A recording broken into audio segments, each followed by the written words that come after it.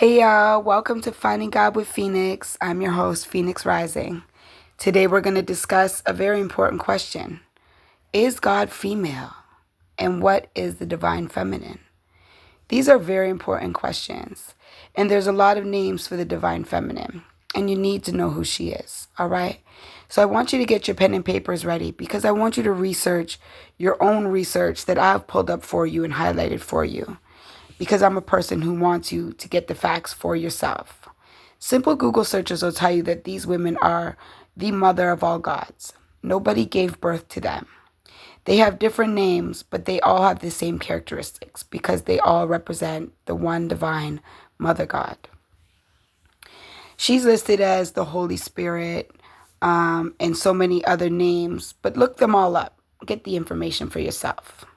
The oldest one, named for the Holy Spirit, is the Ruach HaKodesh. This is the Hebrew, the first name of God, if you will. So what happened to these women gods? How come we don't worship them anymore? The answer is very simple. The patriarchal system, a military and political based system which took the power away from the matriarchy and using violence and oppression made men in charge, basically making God a man. You can see the difference here between how a patriarchy is run and how a matriarchy is run. But you'll notice the difference with the matriarchy. It's lacking the violence. A lot of the character traits of God, if you study with me, you'll find are pretty much all feminine. And I've highlighted a few scriptures for y'all to look up for yourselves. But the end result really comes into the fact that there's just too much overwhelming evidence that God is indeed feminine. For example, in this translation here, you can see the word raham, which is for the mercy of God. This is the word used for womb in the actual Hebrew. When talking about God holds you in their mercy, it is God's womb. The next topic I want you to look up is the name El Shaddai, which is the breasted God, because God also has breasts, not just a womb. Then I want you to look up this book from the Sibyls. The Sibyls prophesied that for thousands of years prior to the patriarchy, the world was run by a matriarchy, and everybody worshiped the divine feminine mother. You can see evidence of this in the book of Jeremiah, where they complained that they were much happier when they were worshiping the divine mother, and that life was happier, they were healthier, they were not starving. The patriarchy, of course, unalived anybody who worshipped the divine mother, burnt them, charged them with witchcraft, and unalived everybody. But the Sibyls still survived. Their prophecies were stolen, and a lot of them were placed in the Bible and claimed by the patriarchy as their own. But most of these women most likely worshipped under the goddess Sibyl herself.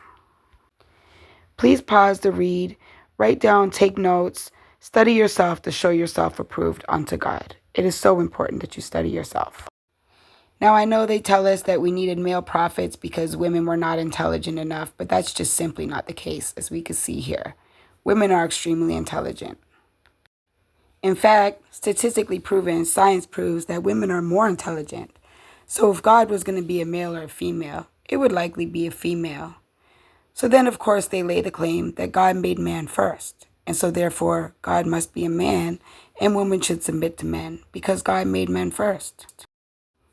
Again, this is not possible and science proves it wrong, as the X chromosome is the first chromosome and is the chromosome that creates the Y chromosome. The X chromosome is female. It's the life-giving chromosome. So let's go on to the other things that we know now. We know that X, the female, created Y, the male. Only X can procreate on its own through parthenogenetics, so therefore only female species can procreate on their own, and no males can at all. There are none. We know that God has breasts and a womb, and that females are intellectually more superior. What else do we know? We know never will I leave you, never will I forsake you, and steadfast love are female traits. Statistics prove that it's more likely that the father will leave the family unit and leave the children behind than the mother. We see this in our own societies. And what about this? Speaking of statistics, 75% of family unalivers, 80% of violent crimes, 84% of serial unalivers, 94% of homicide, 99% of SA, 93% prisoners, 98% death row, 95% domestic violence. Do you know what the character traits all have in common? If you guessed Y chromosome, you are absolutely correct. We are taught it's important to have a man in the home because he's the protector and the provider. But that's not always true. 75% of child SA cases reported are incestuous between father and child. 80% of overall child abuse cases that were reported are stepfather or mother's boyfriends. As well, child marriage is again a patriarchal issue. I want you to pause to read. Statistically, women are better leaders. They're led by intuition. They have more nerve cells, a heavier brain, 3 frontal lobes, more gray matter, more white matter. We have more empathy, more love, better leadership, all in all. We can give this all to the woman. She leads with love. In the book of Jeremiah, the children of Israel noted this as well, that under the male God who desired blood sacrifices, war, and a lot of suffering, they noted that when they were under the divine mother, that they were healthy and happy. And as well, if you notice, they keep listing her when you study Asherah as the wife. She was never the wife. She was the mother. This is a blasphemy and a demotion. Making the divine mother equal to lower deity gods is a blasphemy.